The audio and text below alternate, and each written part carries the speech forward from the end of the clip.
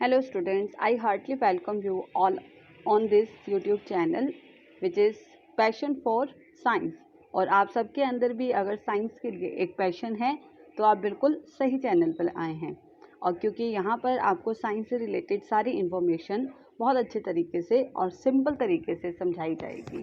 तो आपको याद होगा कि पिछले वीडियो में हमने वेदर और एलिमेंट्स ऑफ वेदर के बारे में स्टडी किया था। आज इस वीडियो में हम पढ़ने जा रहे हैं अबाउट क्लाइमेट कि क्लाइमेट क्या होता है and adaptation of animals to the different climate की अलग अलग एनिमल्स जो हैं वो क्लाइमेट के अकॉर्डिंगली अपने आप को कैसे अडेप्ट करते हैं। तो आज का हमारा टॉपिक रहेगा पहला क्लाइमेट के बारे में स्टडी करना। सो what is the meaning of climate. Climate का मतलब होता है जलवायु, आप इसको बोल सकते हैं। देखिए, जैसे हमने कल वेदर पढ़ा था, वेदर का मतलब था मौसम, कि मौसम में क्या होता है कि डेली की जो हमारे एटमॉस्फेयर की कंडीशंस है, यानी कि डेली के temperature, humidity, rainfall, wind speed, इन सब के बारे में जो इन्फॉर्मेशन होती है वो हमारे वेदर को, मौसम को फॉर्म करती है। लेकिन क्लाइमेट का मतलब होता है एक पर्टिकुलर जगह की पिछले कुछ सालों के का मौसम वहाँ पर कैसा रहा है, उन सब के एवरेज को हम क्लाइमेट कहते हैं। So what is the definition of climate? The average of the weather pattern taken over 25 to 30 years is called the climate of a place. मतलब कि एक पर्टिकुलर जगह पर पिछले 25 से 30 सालों में वहाँ का मौसम कैसा रहा है, उन सब का एवरेज जो है वो हमारा क्लाइमेट कहलाता है। इसके लिए आप क्या समझ सकते हैं, अगर किसी प्लेस का जो टेम्परेचर है वो पूरे साल लगभग ज़्यादा रहता है और वहाँ पर रेनफॉल भी अच्छी होती है, तो टेम्परेचर हाई होने की वजह से वहाँ का क्लाइमेट हॉट माना जाएगा और रेनफॉल अच्छी होने की वजह से वहाँ का क्लाइमेट वेट माना जाएगा। वेट का मतलब आप समझ सकते हो कि जिसमें मॉइस्चर ज़्यादा होता है। इसी तरीके से सपोज़ जैसे राजस्थान की अगर हम बात करें तो राजस्थान का जो एरिया है वो आपका डेजर्ट का एरिया है, रेतीला एरिया होता है। तो वहाँ की जो क्लाइमेट है वहाँ हॉट एंड ड्राई होता है, बिकॉज़ वहाँ गर्मी बहुत ज़्यादा होती है और सेकेंडली वहाँ बारिश कम होती है, तो इसलिए वहाँ का जो क्लाइमेट होगा वो हॉट एंड ड्राई माना जाएगा।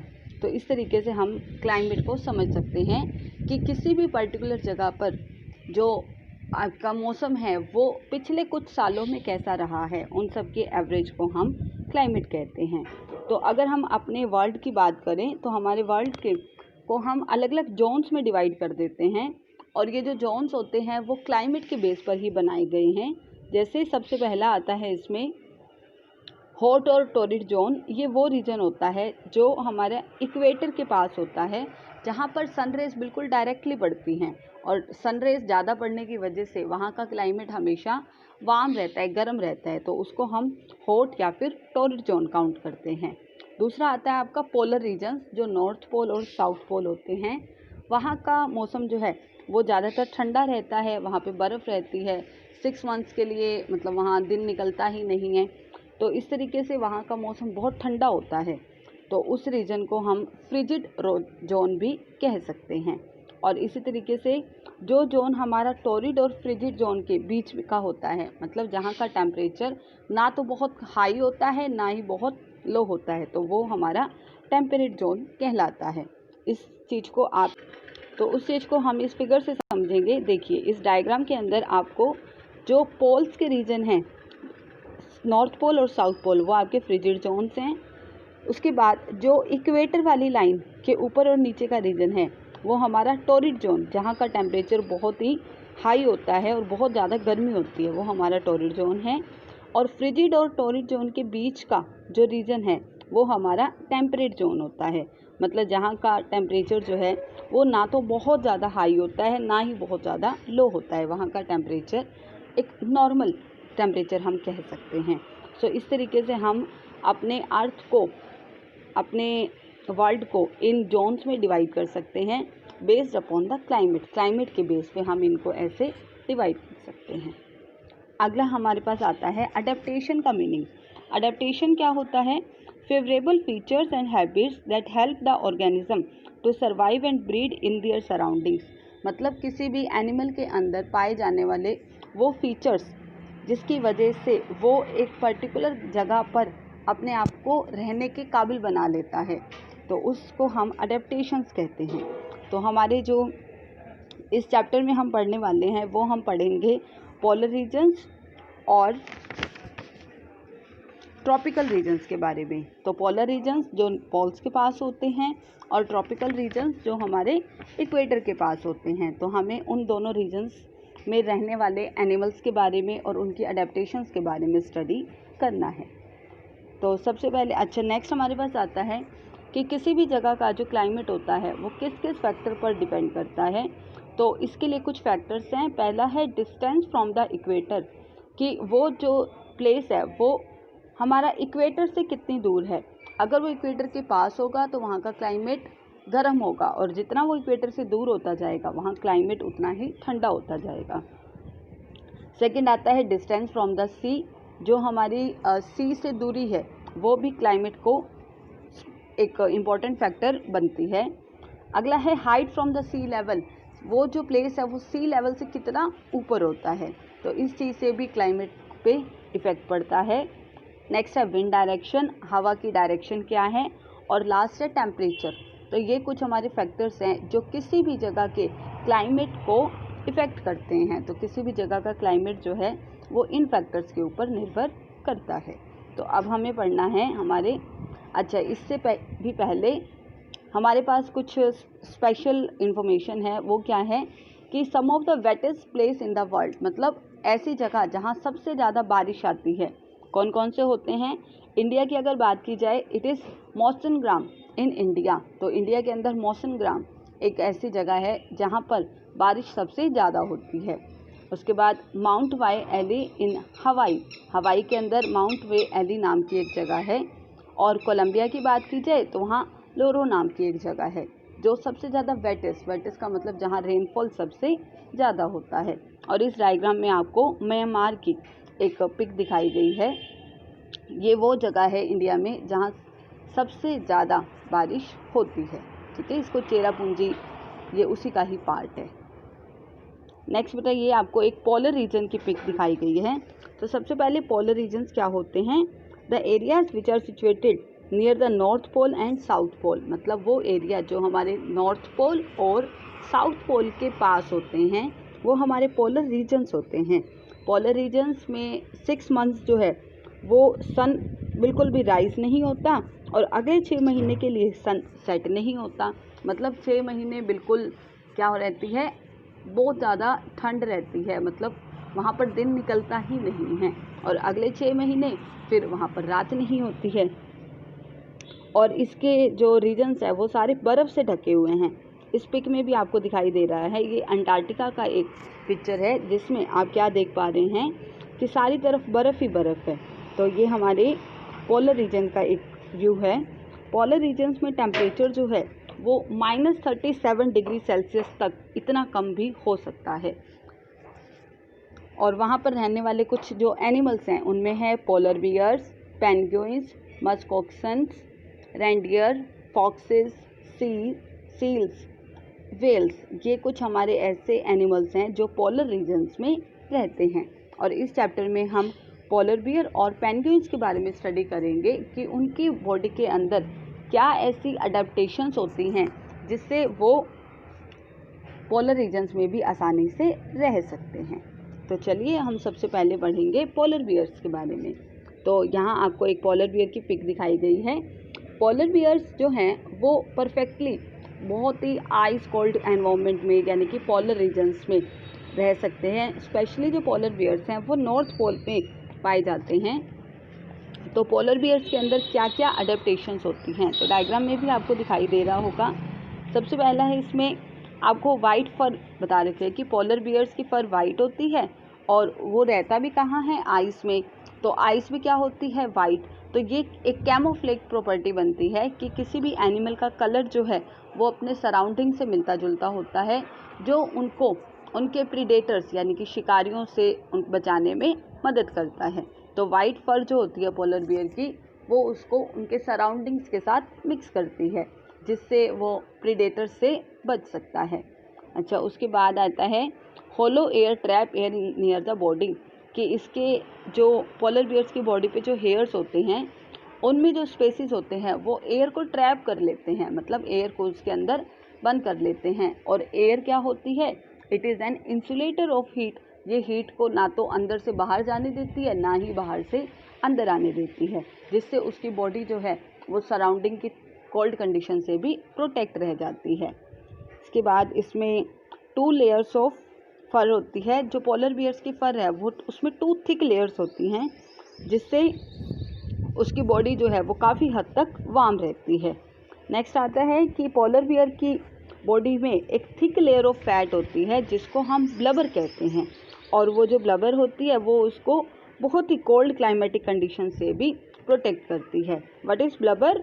Thick layer of fat. जो पोलर बियर की स्किन के नीचे फैट की थिक लेयर है, दैट इज़ कॉल्ड ब्लबर। और वाइट फर जो है वो उसको बैकग्राउंड से मिक्स करती है और उसको उसके प्रीडेटर्स मतलब जो पोलर बियर्स को किल कर सकते हैं और उनको खा सकते हैं, उनसे उनको बचाती है। इसके साथ साथ जो वाइट फर है वो उसको अपने प्रे मतलब अपना शिकार पकड़ने में भी मदद करती है। नेक्स्ट आता है, इसमें ईयर्स जो होते हैं वो बहुत ही शॉर्ट होते हैं और इसकी टेल भी बहुत छोटी होती है, ताकि उसकी बॉडी से जो हीट है वो कम से कम लॉस हो सके। और बॉडी हीट जितनी कम से कम लॉस होगी, उसकी बॉडी उतनी ही ज़्यादा वार्म रहेगी, गर्म रहेगी। नेक्स्ट आता है पोलर बियर की नोज़। तो पोलर बियर की नोज़ के अंदर एक स्ट्रॉन्ग स्मेल होती है, मतलब एक वो प्रॉपर्टी है कि ये बहुत दूर तक की स्मेल को भी ईजिली महसूस कर सकते हैं, जिससे वो अपने शिकार को आसानी से पकड़ सकते हैं। अगर हम इनके क्लास की बात करें तो इनके जो पास होते हैं वो वाइड मतलब चौड़े और बड़े होते हैं, जिससे ये आसानी से आइस पर वॉक कर सकते हैं, मतलब एक आइस पर ग्रिप बनाने में मदद करते हैं। इसी तरीके से जो पोलर बियर्स होते हैं उनके जो पास हैं वो स्विमिंग करने में भी मदद करते हैं, और स्विमिंग करने से ये अपने बॉडी को गर्म रखते हैं, हीट रखते हैं, ठीक है। और इसलिए हम पोलर बियर्स को एक्सीलेंट स्विमर्स भी कहते हैं। एक्सीलेंट स्विमर्स क्या मतलब है कि बहुत अच्छी स्विमिंग करते हैं, और स्विमिंग करके ये अपनी बॉडी की एनर्जी को यूटिलाइज करते हैं, जिससे ये अपनी बॉडी को अच्छे से गर्म रख पाते हैं।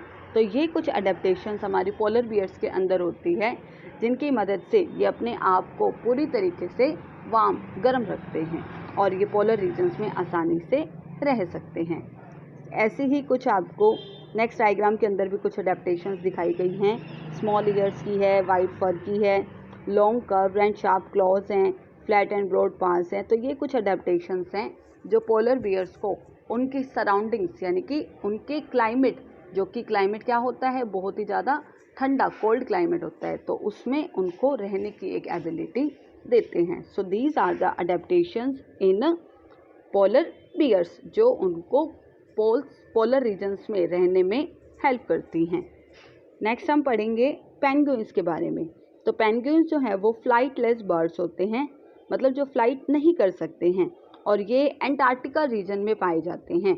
एंटार्क्टिका रीजन जो है वो अर्थ का साउथ पोल होता है। पोलर बियर्स जो होते हैं वो आर्कटिक रीजन यानी कि नॉर्थ पोल पे पाए जाते हैं। पेंगुइन्स आपके एंटार्क्टिक रीजन यानी कि साउथ पोल पर पाए जाते हैं।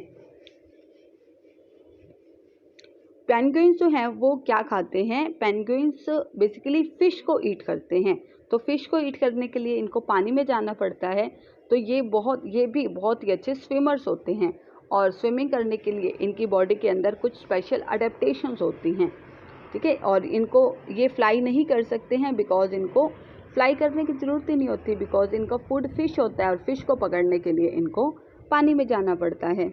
चलिए अब हम बात करेंगे पेंगुइन्स के अंदर ऐसी क्या अडेप्टेशन होती है जिससे ये साउथ पोल पर यानी कि इतने कोल्ड क्लाइमेटिक कंडीशन में भी रह सकते हैं। तो सबसे पहली वही है कि इनकी जो बॉडी है वो वाइट कलर की होती है और ब्लैक कलर के फैदर्स इनकी बैक पर होते हैं।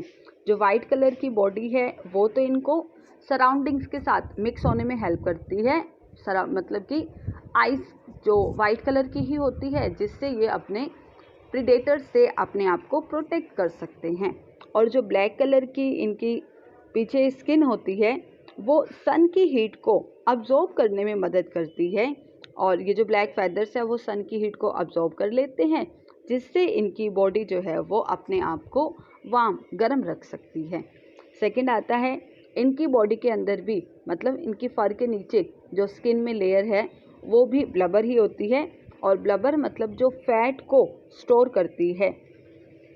So the skin, thick skin and a layer of fat, जो कि ब्लबर है, जो इंसुलेशन का काम करती है। इंसुलेशन का मतलब उनको कोल्ड क्लाइमेटिक कंडीशन से प्रोटेक्ट करती है और उनको अपनी बॉडी को गर्म रखने में भी मदद करती है। नेक्स्ट आता है इनमें फाइन लेयर्स ऑफ फेदर्स होते हैं, इनके फीट भी वेब्ड होते हैं और बॉडी स्ट्रीमलाइंड होती है। जो स्ट्रीमलाइंड बॉडी है और वेब्ड फीट है, ये पेंगुइन को स्विमिंग करने में मदद करती है, क्योंकि अभी हमने पढ़ा है कि पेंगुइन फिशेस को ईट करते हैं, तो फिश को ईट करने के लिए इनको पानी के अंदर जाना पड़ता है और ये अच्छी स्विमिंग कर पाते हैं, इसीलिए ये वाटर के अंदर जाके फिश को पकड़ते हैं और अपना फूड उनसे ऑब्टेन करते हैं। तो स्विमिंग की एबिलिटी इनके अंदर आती है due to streamline body. Streamline body होती है जो आगे से नुकीली होती है, और इसके साथ साथ जो इसके विंग्स हैं, यानी कि जो ये फैदर्स हैं, ये इनको हेल्प करते हैं, एज वेल एज जो इनके वेब्ड फीट हैं, ये इनको स्विमिंग में मदद करते हैं। ठीक है, तो ये कुछ अडेप्टेशंस हैं आपकी पेंगुइन्स के अंदर, जो पेंगुइन्स को पोलर रीजन, साउथ पोल में रहने में मदद करती हैं। और एक इसमें स्पेशल प्रॉपर्टी क्या होती है कि पेंगुइन्स जो हैं वो हडल इन ग्रुप्स, हडल का मतलब ग्रुप में रहते हैं, और ग्रुप में रह कर ये अपने आप को वार्म रखते हैं, गर्म रखते हैं। अगर आपने कभी पेंगुइन्स की हडल को देखा होगा तो एक ग्रुप के अंदर 1000 ऑफ पेंगुइन्स भी एक साथ रहते हैं, और जितना ये एक दूसरे के क्लोज रहेंगे उतना ही ये अपने आप को गर्म रख पाते हैं। सो ये कुछ अडेप्टेशंस हैं पेंगुइन्स के अंदर जो इनको अपनी बॉडी को गर्म रखने में मदद करती है। सो आज हमने क्या पढ़ा है कि क्लाइमेट क्या होता है, क्लाइमेट, किसी भी जगह का क्लाइमेट जो है वो किस पर डिपेंड करता है। इसके साथ साथ हमने पोलर रीजन्स में रहने वाले एनिमल्स जो कि पोलर बियर्स और पेंगुइन्स, इनके बारे में भी स्टडी किया है। अगर आपको वीडियोस पसंद आ रही हैं तो प्लीज़ आप लाइक ज़रूर कीजिए, कमेंट ज़रूर कीजिए और सब्सक्राइब करें चैनल को, ताकि आने वाली वीडियोस की नोटिफिकेशन भी आपको मिलती रहे। Thank you so much.